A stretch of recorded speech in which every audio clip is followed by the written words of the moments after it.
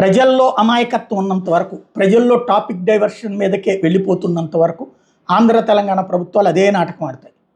బనకచెర్ల ఆలు లేదు సూలు లేదు, ఇక్కడేదో కట్టేస్తున్నట్టు నాటకం, అక్కడ ఆలు లేదు చూలు లేదు, ఏదో ఇక్కడ కట్టేస్తుంటే ఆపేస్తున్నట్టు నాటకం.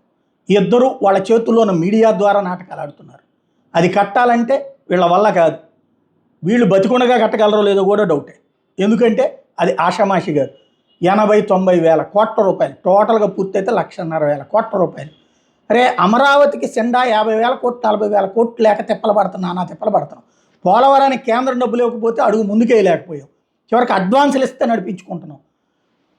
800 కోట్ల రూపాయలు డబ్బులు లేక మెడికల్ కాలేజీలు వదిలేసాం. 10 మెడికల్ కాలేజీలు మెడికల్ సీట్లు ఆఫ్టర్ ఆల్ 800 కోట్లు లేక. అట్లాంటి 1,50,000 2 లక్షల కోట్లు పెట్టి కడతారా? అసలు ఇప్పుడు రాష్ట్రంలో ఉన్నటువంటి ప్రాజెక్టులన్నిటికీ ఎంత ఖర్చు అవుతుంది?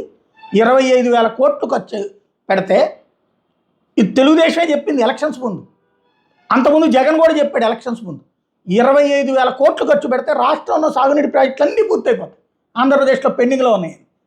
దాదాపుగా 75-80% భూమి వ్యవసాయానికి సాగుబడి అవుతుంది.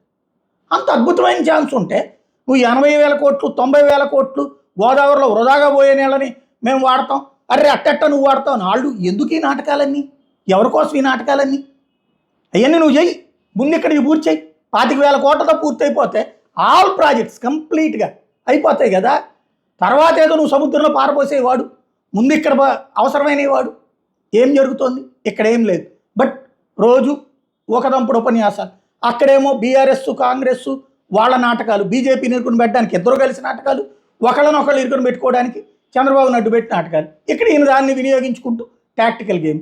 2 రాష్ట్రాలకి ఇదేం జరిగేది కాదు, కేవలం మీడియా పబ్లిసిటీ, కేవలం నోటి మాటలు. 2 రాష్ట్రాల్లో పెండింగ్లో ఉన్న ప్రాజెక్టులు అన్నీ కలిపి 50,000 కోట్లు అయిపోతాయి. 2 రాష్ట్రాల్లో ఉన్న అన్ని పెండింగ్ ప్రాజెక్టులు, వాళ్ళలో 25,000 కోట్లు వీళ్ళో 25,000 కోట్లు ఖర్చు పెడతాయి.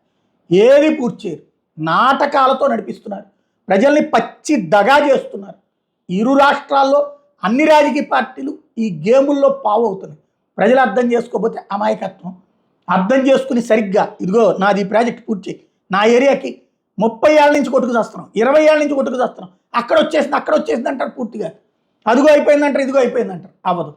ఇది జనం నిలదీయకపోతే ఇట్లాంటి స్టేట్మెంట్లో మనం కూడా పడిపోయి వాడెట్టన్నాడు, మనం ఉండంటే మనం ఊరుకోవద్దు, మనం ఎదురు మాట్లాడాలనుకుంటే కదా వాడుకుంటారు మనల్ని.